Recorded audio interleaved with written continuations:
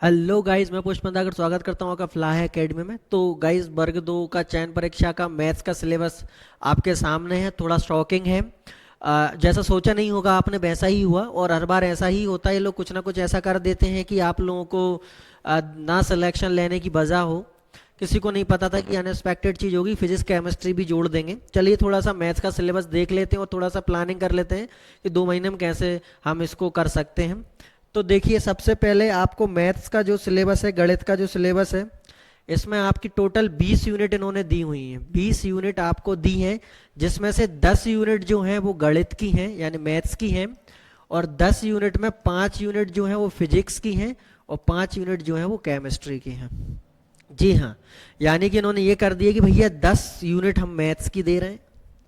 आप मैथ्स वाले, पहले इन्होंने क्या बोला था कि भैया 100 क्वेश्चन आएंगे, 100 क्वेश्चन जिस सब्जेक्ट के आप पढ़ाते उसी के आएंगे। अब लेकिन इन्होंने साथ में फिजिक्स केमिस्ट्री दे दी है। अब एक बात बताओ कि कोई ने ग्रेजुएशन लेवल पे अगर आपने बीएससी किया है तो आपने पीसीएम से किया है तो वेरी गुड, ये आपके लिए तो कोई इशू नहीं है जिन्होंने पीसीएम से करा है।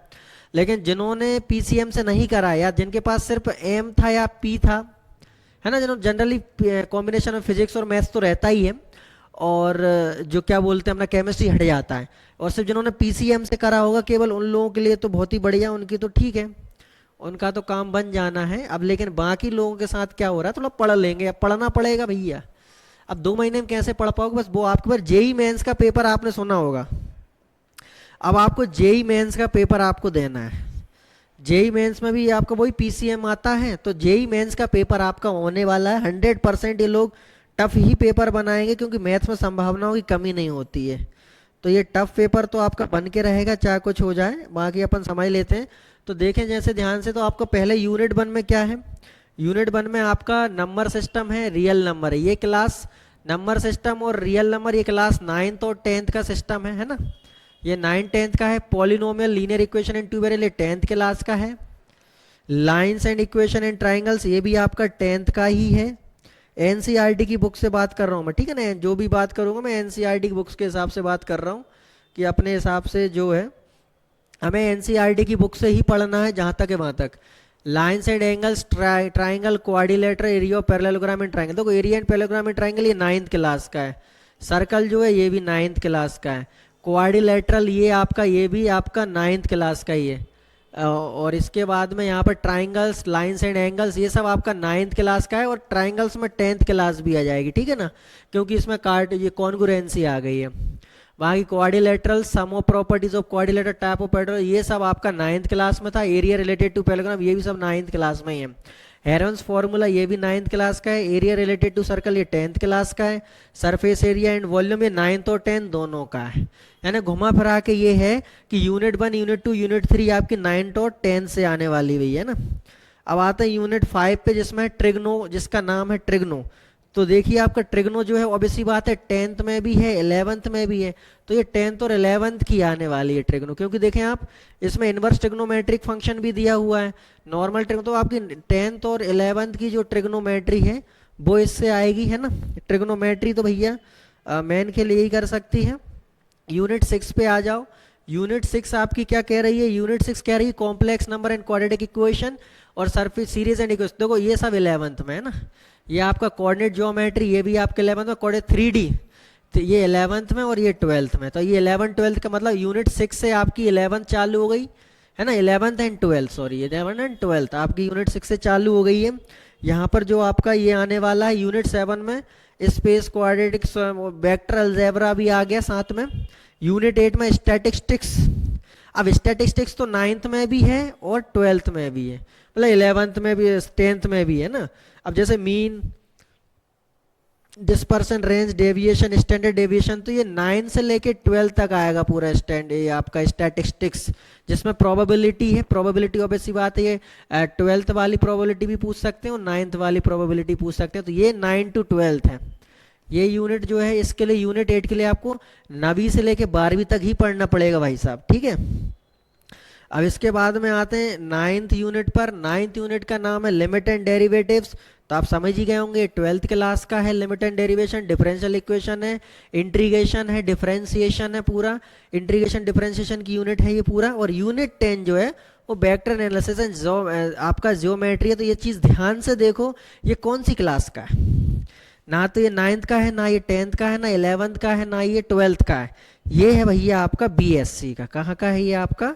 बीएससी का। देखो वेक्टर एनालिसिस एंड ज्योमेट्री में scalar and vector product 3 and 4, ये इसमें तो आप समझ सकते हैं कि 11 12 का ही मान लेते हैं।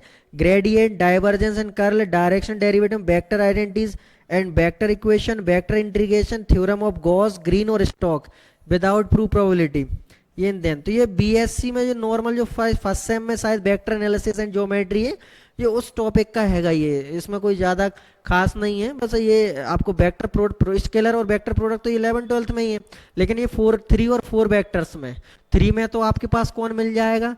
11 12 में 4 वेक्टर में, और रेसिप्रोकल वेक्टर्स ये सब आपका ग्रिडो को गॉस। ये जब आप बीएससी के साथ फर्स्ट सेम में या फर्स्ट ईयर के में ये कोर्स कंप्लीट है आपका, ये गॉस, ग्रीन और स्टोक थ्योरम। बहुत ज़्यादा टफ नहीं है, बट ये पढ़ना है। ये बीएससी का है भाई साहब, है ना। वो बोला भी उन्होंने कि हम स्नातक लेवल का देंगे।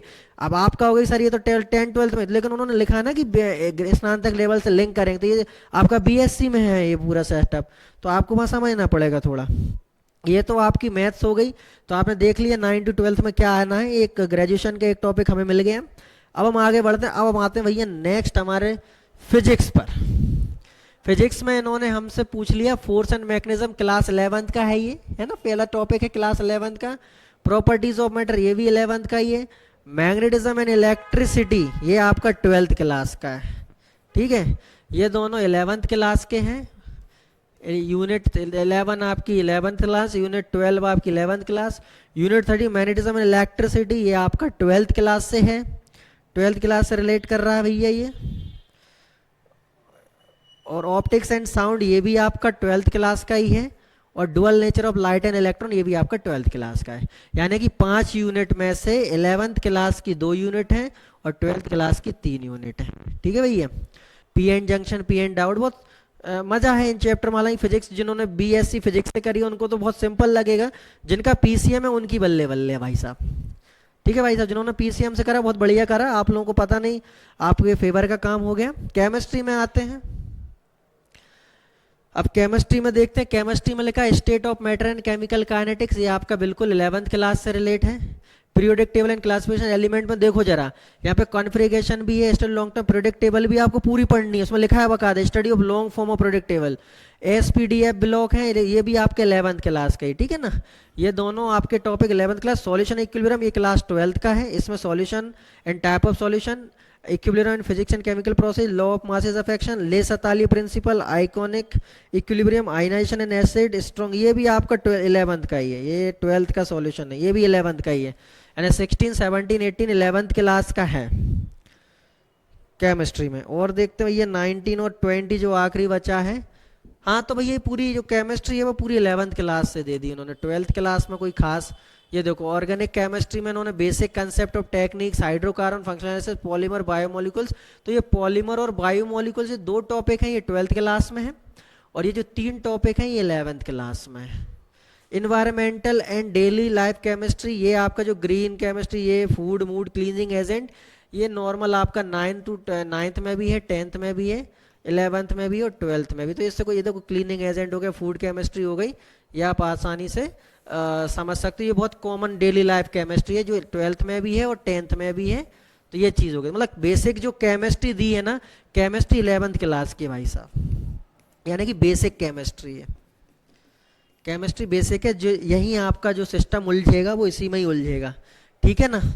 तो ये मेरे हिसाब से मैंने आपको बता दी कौन सा चैप्टर 11th का है, कौन सा 9th का है, कौन सा 10th का है, कौन सा 12th का है। तो आप उसको टिक कर लीजिए और एनसीईआरटी से ही पढ़िएगा। एनसीईआरटी की बुक जो है उससे पढ़ सकते हैं आप। केमिस्ट फिजिक्स में आप आर डी वर्मा से ही पढ़ सकते हैं जो अपने सर हैं, है ना। देखो बेसिकली आप जेई मेंस या जेई एडवांस की जो तैयारी होती है ना, उस लेवल से आप तैयारी करोगे तो फिजिक्स केमिस्ट्री में या मैथ्स में आपको कोई नहीं रोक पाएगा। सिंपल है, मतलब सिंपल सी चीज़ ये है कि आपको जेई मेंस या जेई एडवांस या नीट, जिनका साइंस है वो लोग नीट के हिसाब से प्रिपरेशन कर सकते हैं। तो गाइज अब आप 2 महीने हैं आपके पास, दिन और रात लग जाइए, यही समय यही टाइम है। और इसके बाद पता नहीं फिर कब वैकेंसी आएगी। इसलिए मेहनत करिएगा और कोई दिक्कत नहीं, जैसा सिलेबस है वैसा पढ़े, क्या कर सकते हैं आगे देखेंगे, जो होगा होगा, बाकी आप अपनी तैयारी स्टार्ट कर दीजिए एनी हाउ, क्योंकि 2 महीने ही बचे हैं आपके पास। 2 महीने में आपको 20 टॉपिक कंप्लीट करने, एक टॉपिक को आप कंप्लीट करेंगे तो मैं वो भी बता देता हूँ, 20 टॉपिक हैं आपके पास, 60 दिन हैं, तो आप लोगों को 20 टॉपिक को 40 दिन में कंप्लीट करना है ना। एक टॉपिक जो आपका है उसको ज़्यादा से ज़्यादा आप 2 दिन में कंप्लीट करें, क्योंकि आपके पास जो बाकी के जो 20 दिन बचेंगे ना, ये सिर्फ रिवीजन होता है guys। एक बार आपको रिवीजन तो करना ही करना पड़ेगा। 20 दिन में रिवीजन आप 20 यूनिट करेंगे, और शुरुआत में जब आप पढ़ेंगे तो 20 दिन में, अरे सॉरी 40 दिन में 20 यूनिट कंप्लीट करेंगे। शुरुआत में पढ़ाई करें आप, एक आपके एक टॉपिक 2 दिन, रिवीजन करेंगे एक टॉपिक 1 दिन, और इसी के साथ आपकी प्रिपरेशन डन हो जाएगी। इतने ज़्यादा आपका टाइम भी नहीं है। तो वीडियो को अंत तक देखने के लिए आपका बहुत बहुत धन्यवाद। आप मैं बस साथ में ये मैं वीडियो ही पढ़ाऊंगा, तो अगर आप लोग मुझसे जुड़ना चाहते हैं तो प्लीज़ मेरे चैनल को सब्सक्राइब कर दीजिए और शेयर कर दीजिए वीडियोज़ को। Thanks for watching.